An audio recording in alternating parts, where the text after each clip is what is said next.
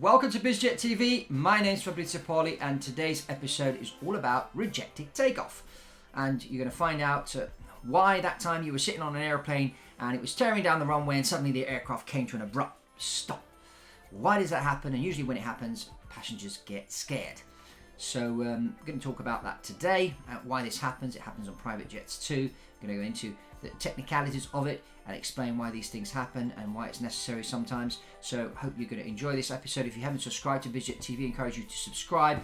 Gives us a like here, which helps circulate the message here of BizJet TV. Private jets are all business tools, great business tools to help you build your business. We're also on Telegram now, so you can follow BizJet TV on Telegram. So connect with us there. And that's all from me now. Let's get into rejected takeoff and find out what it's all about. Off we go.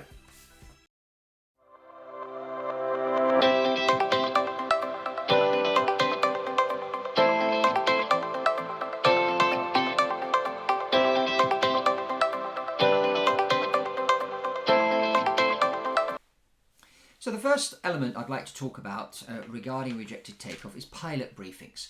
Now, one of the reasons why people use private jets is to save time.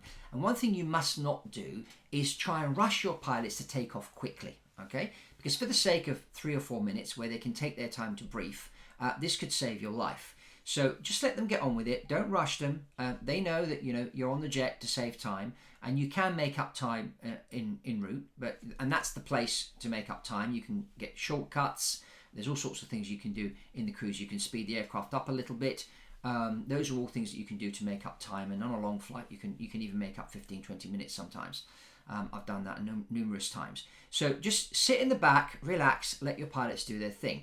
Now, just to let you know what the pilots do. So they're talking and they're looking at the speeds, and there are some important takeoff speeds that the pilots need to calculate. Sometimes that calculation is done through some tables. Sometimes it's done by the computer on the aircraft. It depends what aircraft you're operating.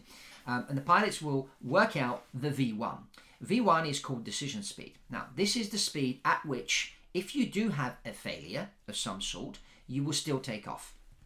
It's the speed at which, below that speed, that if suddenly you decide to reject the takeoff, there's going to be enough runway to be able to stop the aircraft. And that will depend on the weight of the aircraft, the aerodynamics of the aircraft, and also the length of the runway. But not only the length of the runway, are there any obstacles at the end of the runway?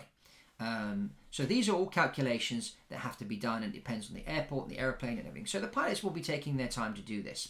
The other thing the pilots will be discussing is, okay, for what reasons will we reject the takeoff and when?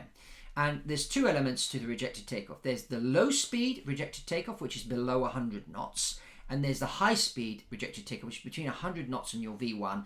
And that could be, between 100 and 120 knots. Depends on the aircraft. More the aircraft weighs, obviously higher will be the V1. So they talk about the reasons why they reject the takeoff, and you would do the low speed rejected takeoff would be for minor items that happen, different lights that switch on and that, and then for the big stuff like an engine failure, an engine fire, an APU fire, severe damage, sudden loss of engine thrust, blocked runway, takeoff configuration warning, or anything that would jeopardize the safety of the aircraft and stop the aircraft from flying safely. These would be the reasons why you would reject the takeoff, do the high-speed rejected takeoff. So if suddenly you come to V1 and there is a failure, the pilots will take the problem into the air, as we call it. And now you think, oh, the engine is on fire. Why on earth would you take off? Simply because if you try and stay on the ground, you don't have enough runway. And you could end up off the runway and damage the aircraft and maybe even injure the people on board. So what you would do is you will take the problem into the air, and remember, airplanes are built to fly. They're not built to stay on the ground, okay? So the airplane will behave a lot better in the air than it does on the ground. And the pilots will take their time to deal with the emergency. So if you're sitting in the back and you don't realize a failure has happened, I mean, the aircraft may swing left or right if there's an engine failure, or there may be some other type of failure, generator failure, whatever it may be, and you'll see the plane level off at a certain point and start flying close to the ground, and you'll start thinking, oh, that's a bit unusual. Why are we still close to the ground? Now, in this situation, please do not, and being a captain myself, the last thing I want in a situation like that is for the passenger to come into the cockpit and start asking me, oh, what's happening? Because the workload on the pilots is going to be very, very high. One of them will be dealing with a checklist, the other one will be talking to air traffic control, trying to sort the problem out in the best possible way to bring the aircraft down on the ground safely so it can be fixed. So you don't want, as a pilot, you don't want people interfering. So just sit in the back, relax, let your professional pilots deal with the situation. This is really, really important. So these are the things to understand. So if there is a rejected takeoff or there is a failure after takeoff and the pilots have to deal with the emergency and then bring the aircraft down to land, that is not a bad thing, okay? They're keeping you safe and you want your pilots to be safe. So there's no rush. The last thing you want to do is crash and never get to your meeting, okay? So let them deal with it. Sometimes, failures do happen.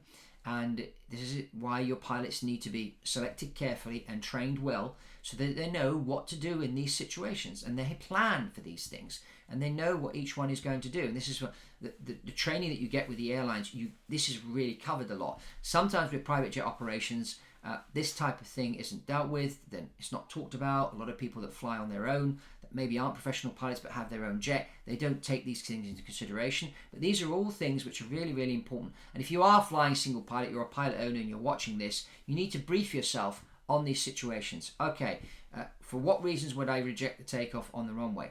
If I take the problem into the air, what am I going to do? Am I going to fly straight, left, right? What altitude am I going to stop at? What altitude am I going to clean the aircraft up? All these things you need to brief yourself if you're flying single pilot. And if you're flying with somebody else, you need to talk and have a specific plan and know who's going to do what. And so this is basically what the rejected takeoff is, why it happens. And again, if your pilots do reject the takeoff, they're doing it to keep you safe, and that's really, really important. Last thing you want is to crash or to damage your aircraft and the people on board. So that's really all from me on this episode. If you haven't checked the other videos, if it's the first time here, please check around, look at the other videos, subscribe to BizJet TV, and also follow us on Telegram. These videos are now being posted on Telegram.